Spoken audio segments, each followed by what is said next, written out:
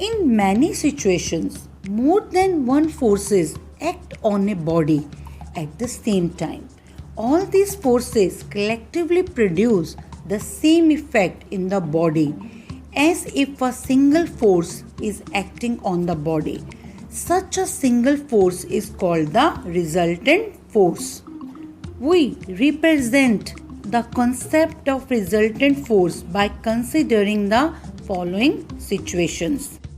When forces are applied on an object in the same direction, then the net force is the addition of magnitude of both the forces.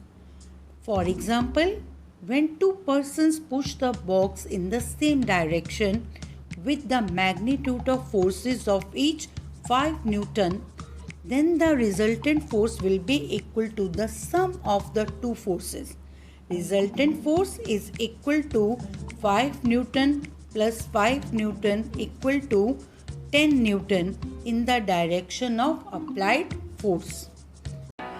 When two forces are applied over an object in the opposite directions, the resultant force is the difference of magnitude of two forces.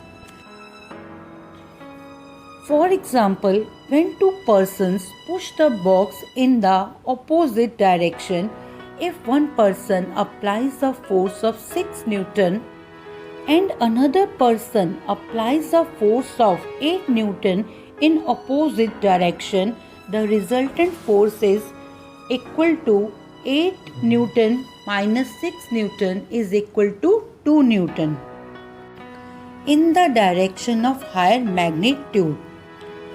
When two persons push the box in the opposite directions with the magnitude of forces of each 8 Newton, the resultant force will be 8 Newton minus 8 Newton is equal to 0.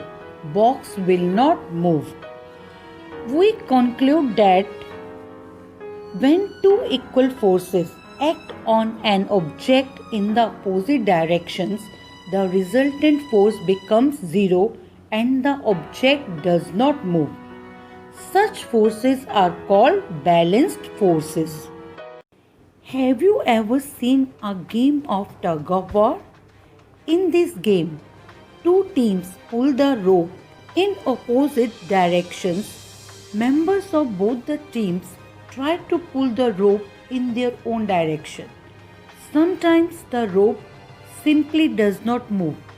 This is when both the teams pull the rope in their own direction with equal force.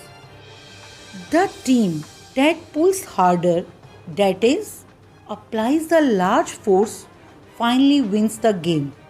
Such forces are called unbalanced forces.